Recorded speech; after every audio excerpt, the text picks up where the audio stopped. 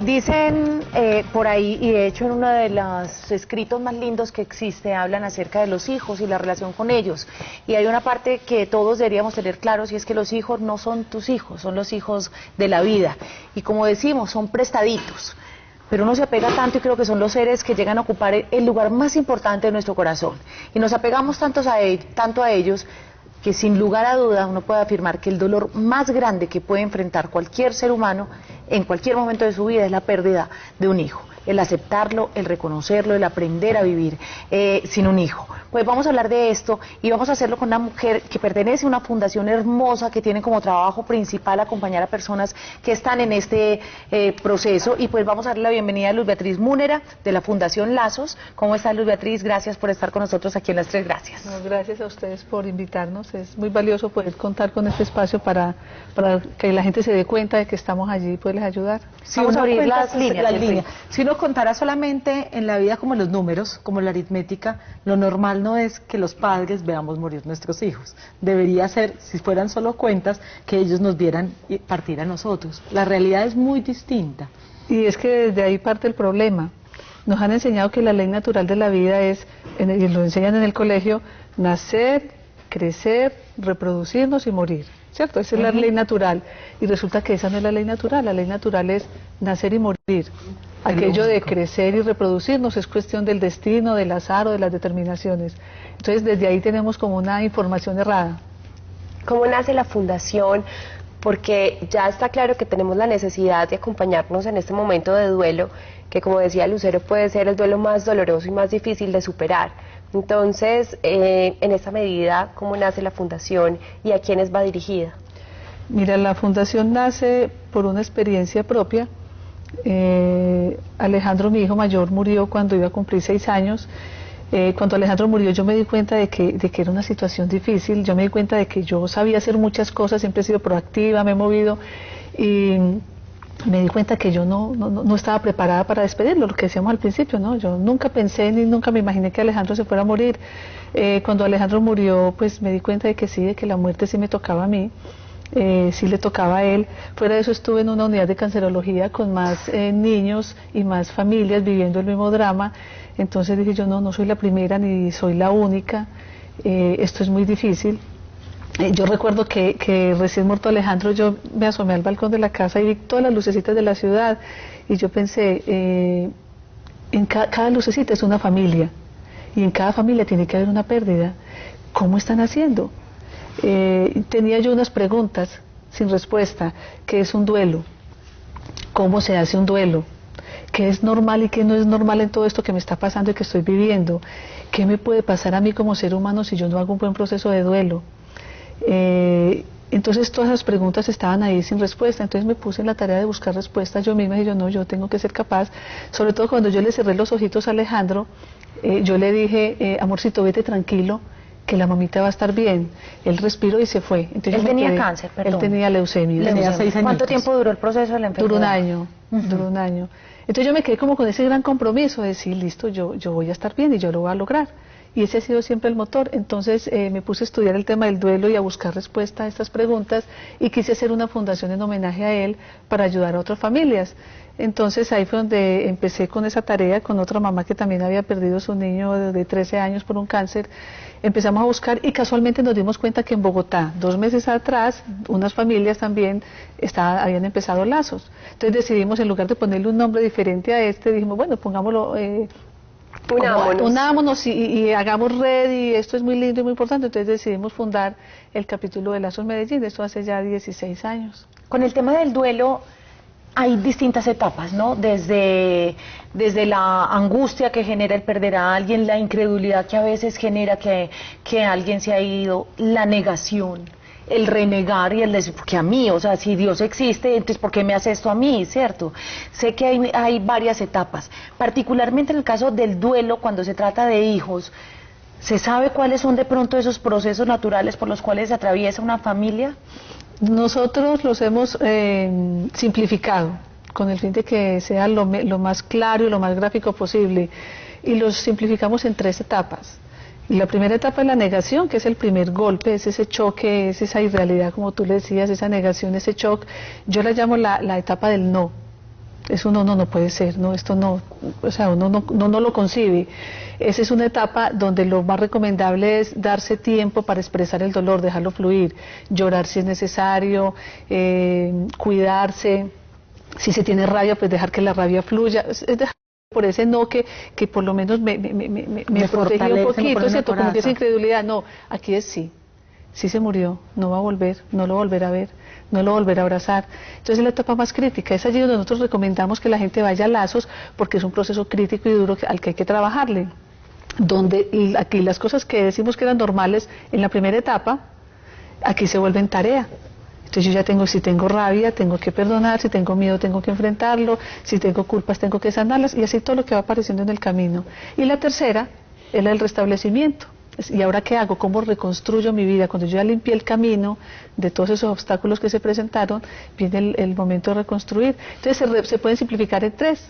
Es la del no, la negación, ¿sí?, donde debo dejar fluir lo que siento, las emociones. La del sí, donde tengo que trabajar y hacerme cargo de lo que tengo que resolver, y la tercera, que es volver a vivir, volver a amar. Esto independientemente de la forma como haya fallecido el hijo, porque es que es diferente cuando uno se enfrenta a una enfermedad, que yo creo que uno ve sufrir tanto a la persona que tanto ama, que hasta llega a descansar, cuando ya la persona como que deja de sentir sufrimiento en esta vida. Pero otra cosa muy distinta es aquellas madres a las que de la noche a la mañana se les desaparece su hijo, o por un asesinato, o por un accidente también. Mira, no hay dolor más grande que el propio, ¿sí? A cada uno le duele inmensamente su propia experiencia y nunca la compara con la del otro. No hay dolor más grande que el dolor de cada uno. Donde está la diferencia es en el impacto que causa y en los obstáculos que se le van a aparecer en el camino, ¿sí? El dolor es igual para cada uno, ¿sí? El mío es el más grande. La diferencia está en que si mataron a tu hijo, pues vas a tener más sentimientos de rabia, resentimiento, ¿sí? Si fue un accidente, pues ese choque, esa incredulidad. Si fue por una enfermedad, pues hay muchos sentimientos y hubo mucho sufrimiento antes de que esto pasara. Entonces yo pienso que es en vano uno pretender medir y comparar, y mucha gente lo hace con el ánimo de que no te duela tanto, ¿cierto? ¿Cómo hago para que no le duela? Pues ponérselo pequeñito. No hay dolor más grande que el propio. La diferencia sí está en el impacto que causa y en las tareas que hay que ir haciendo. Y yo veo que esas tareas las hiciste muy bien hechas y chuleaste cada uno de esos procesos, y aunque sé que en el momento fue un dolor muy grande, veo que en este momento hablas con tranquilidad y con una sensación de que ese duelo lo hiciste bien hecho, y en este momento pudiste seguir con tu vida. ¿Qué es normal y qué no es normal de este duelo? ¿Qué pasa cuando esas madres no superan la muerte de su hijo y persisten en ese dolor y ve uno que el resto de cosas a su alrededor caen y dejan de existir para ellas y dejan de cuidar a sus otros hijos, a su esposo? Es más, se les acaba la vida. Bueno, me hiciste muchas preguntas al mismo tiempo.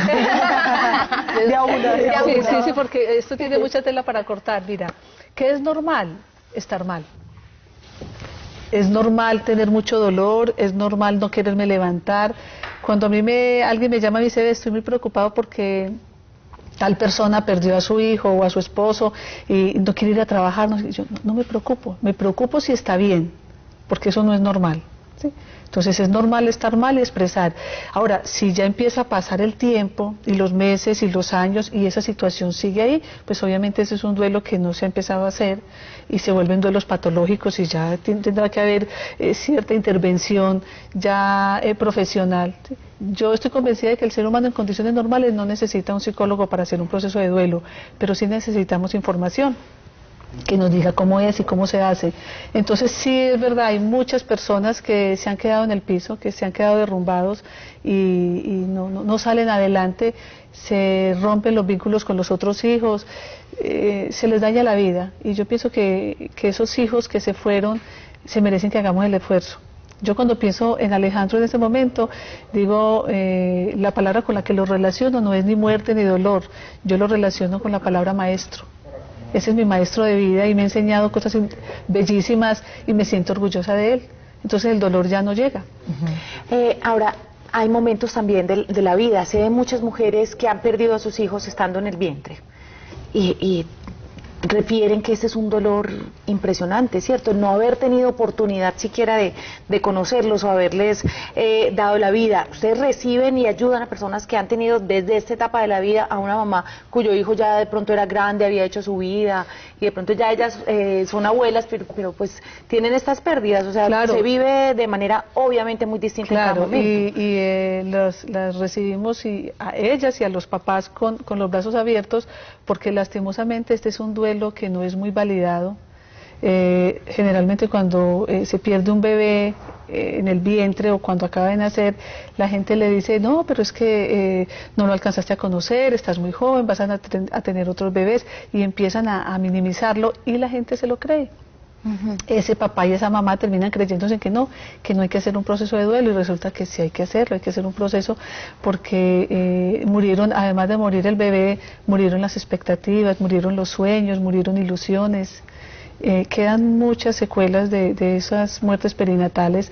Hay que hacer un proceso de duelo. Es importante, muy hacerlo, importante. sí. Sobre todo si la intención es volver a tener otro bebé, pues yo tengo que sanar todo eso que pasó. Que no te reemplaza al otro, sino que es otra vida nueva. Acostumbramos a ponerle tierrita, chale, Ajá. aquí no pasó nada, y sí pasó. ¿Qué tan importante es el tener acompañamiento en este proceso, tener acompañamiento de su pareja?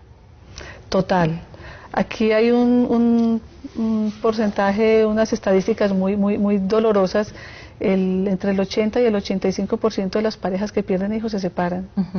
Entonces, claro, lo mejor es fortalecerse, en estar juntos, acompañarse, aunque cada uno expresa diferente, pero yo pienso que si hay amor, se pueden generar esos encuentros maravillosos, y quién más que por ese hijo, y en homenaje a ese hijo para hacerlo. Yo me imagino también que ese es un dolor en el cual uno no quiere ver nada a nadie, o sea, es como ya, el mundo se acabó en ese momento. Entonces, si ya bien difícil es enfrentar el día a día y lo que uno tiene al frente todos los días, el llegar a una fundación y encontrarse con personas a las que uno tiene que enterarlas de su historia, tiene que ser más duro todavía. ¿Cómo hacen ustedes para que las familias se acerquen y entiendan que a través de la fundación pueden encontrar historias que los pueden ayudar a sobrellevar su propia historia? Lo menos que hacemos en Lazos es llegar a contar la historia. Eso es un acto espontáneo, las personas la cuentan cuando quieren y cuando se sienten ya en capacidad de hacerlo. Las personas llegan a Lazos es para encontrar el espacio que no existe afuera, porque cuando ya ha pasado un tiempito de la muerte de ese hijo, la vida de todo el mundo continúa a nivel laboral, a nivel social, a nivel familiar, y sobre todo la gente ya no quiere hablar del tema, porque claro, si le menciona el tema llora, sí, entonces ya nadie quiere hablar y uno quiere hablar. Entonces en Lazos es el espacio donde podemos hablar sin que nadie nos juzgue, sin que nos cuestionen, sin que nos digan, mira, no llores, sin que nos digan las frases hechas, mira, el tiempo todo lo cura, quién sabe Dios de qué lo libraría, o rico que tienes un angelito en el cielo, ¿sí? Entonces es un espacio donde vamos a encontrar personas que han pasado por lo mismo, muchos lo han superado, otros van en ese proceso de superarlo, y hace que se construya ese lazo.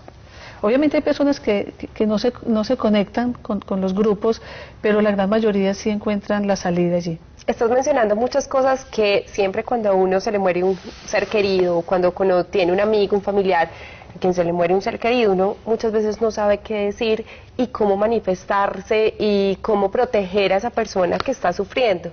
Entonces vienen las frases de cajón, lo siento mucho, quién sabe, la vida lo libró de otra cosa más grave, como decías.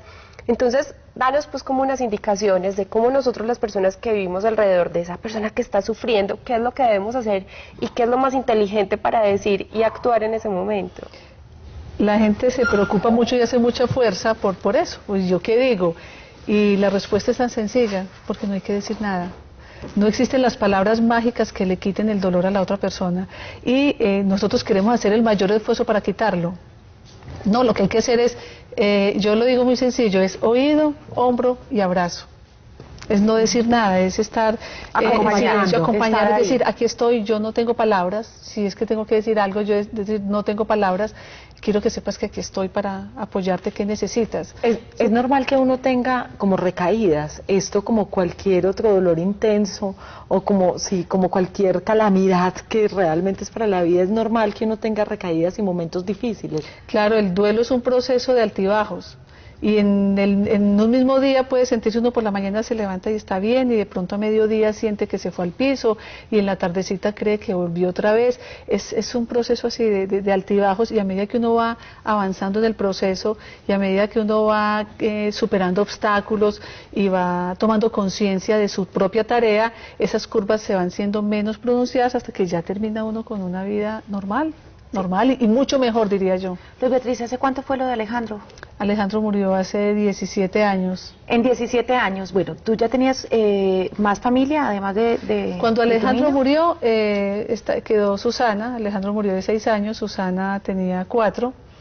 Ahora Susana es una dama de 21 años. Luego nació María Clara. María Clara tiene ahora 15 años. Y ella llegó a ponerle mucha luz y mucha alegría, y siempre dije yo quiero que Susana tenga una hermanita o un hermanito. Ya ella sabía que era y lo extrañaba, entonces rico que no estuviera sola, entonces sin ningún miedo. ¿Cómo es el manejo con los niños? Ah, eso te iba a preguntar, Sí. ¿cómo hablar con los niños cuando son ellos, pues cuando pierden un hermanito?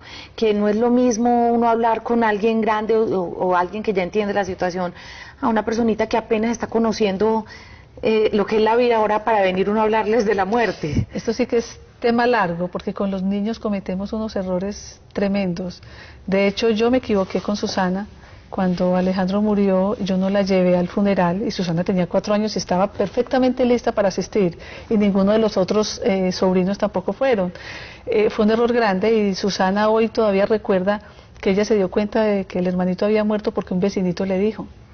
Y ella no se le olvida, y yo salí corriendo porque yo dije, le va a decir, y cuando yo llegué, tu hermanita se murió, y ella hizo así y me miró asustada. Entonces ella él dice, de lo único que yo recuerdo es cuando Daniel me dijo que había muerto Alejandro. ¿Qué hay que hacer entonces con ellos? Es sentarnos y decirles, es llevarlos a que vivan el ritual. Antes de llevarlos a hacer la velación hay que contarles qué van a encontrar, cómo van a encontrar ese ser querido. No decirles, mira, es que está dormidito, porque eso lo hacemos. Claro, hay niños que después dormidos se despiertan. y sobre todo que ya después no van a ser capaces de dormirse, porque si uno se duerme y lo meten en un cajón y lo llevan quién sabe a dónde, y ya uno no vuelve a aparecer en la vida. Crea ideas equivocadas. Total, ¿cierto? O se fue para tal parte, se fue a pasear, y no, es decirle, se fue. Inclusive Alejandro, cuando estaba enfermito, una época que estuvo muy mal, un día me dijo, mamita, yo me voy a morir. Y yo le dije, sí. Y entonces, claro, él me miró asustado, y le dije, mira, amorcito, tú te vas a morir, yo también, tu papá también, tu hermanita también. Y yo lo asomé al balcón de la casa y le dije, mira, todos los que tú ves se van a morir algún día. No quiere decir que tú, porque estás enfermito, te vas a morir primero. Cualquiera se puede morir primero que tú. ¿Le dije verdad o no? Sí. Que es lo normal que le conteste a una mamá, no, ni riesgos, ¿cómo se te ocurre? No hables de eso. No, eso no es verdad. Entonces a los niños, para responderles la pregunta, hay que decirles la verdad con el lenguaje de un menú infantil. O sea, es decirles la verdad, pero en palabras que ellos puedan entender, sin cargarlas de la rabia nuestra, del miedo nuestro y del resentimiento nuestro. Hay otra cosa, y es la decisión ya de una pareja que ha perdido un hijo de tener otro más. Entonces empieza el tema. Absolutamente nadie es reemplazable. Cada quien ocupa un lugar especial en el universo o en el mundo de los otros, ¿verdad? Entonces esa decisión de seguir teniendo familia, de seguir teniendo hijos, no puede partir, digamos, del hecho de llenar un vacío, ¿verdad? Esa decisión también me imagino que para una pareja tiene que ser fundamental y tiene que ser también muy consciente. Total, y por eso, para poder volver a tener un hijo hay que haber resuelto este duelo, tener claridad y sentirse ya sano y sentir que el camino otra vez está limpio para poder recibir este otro ser especial. Quienes estén pasando hoy un mal momento, les digo que este tema es tan difícil que no le cuesta decirlo. O sea, tengo que confesar que le cuesta a uno enfrentarlo, pues, y hablar de él, pero sé que a través de esta conversación muchos televidentes que están sufriendo este dolor pueden encontrar a alguien que los escuche, alguien que los acompañe y alguien que los haga sentir que no están solos. ¿Cómo pueden contactar la Fundación Lazos? ¿Qué tipo de actividades tienen ustedes para que nuestros televidentes que los necesitan puedan encontrarlos? Bueno, tenemos una línea telefónica que es el 411-5599, o mejor, que donde sí hay gente que esté contestando en ese momento, es el 411-1637. 411-1637, para que lo pongamos aquí en el teléfono. Estamos en la estación del Metro de la Floresta. Estamos para papás y mamás todos los lunes de 7 a 9 de la noche. Es un espacio gratuito donde pueden ir a expresar y a vivir todo lo que lo que sientan que tienen que vivir. Y para otro tipo de pérdidas ya tienen que llamar y hacer una cita y les hacemos el acompañamiento también, hacemos acompañamiento para todo tipo de pérdidas. Es increíble el trabajo tan bonito que ustedes están haciendo. Nos llegó como el contacto de ustedes porque hay una conocida que a nivel personal está pasando eso con su esposo y nos contó el trabajo tan importante que ha hecho al lado de la fundación y lo acompañada que se ha sentido también en este proceso. Así que la verdad que la mejor forma de honrar a Alejandro es con esta. Sí. Y sí que lo has hecho durante estos años. Sí, yo me siento orgullosa de él y yo pienso que pues él también tiene que estar orgulloso porque todavía sigue estando vivo en el corazón de muchas personas y dando un testimonio que realmente vale la pena. Sí, es que ahí va ya el concepto como digamos más esencial, ¿cierto? De este paso, que más que la muerte es la trascendencia. Y este es un verdadero ejemplo de trascendencia. Así como Alejandro, Sí, hay Jacobos, hay Andreas, hay total. Camilas, hay Catalinas, Sí. hay miles de nombres y de personas que también necesitan ese acompañamiento. Muchísimas gracias. No, muchas gracias a ustedes. Bueno,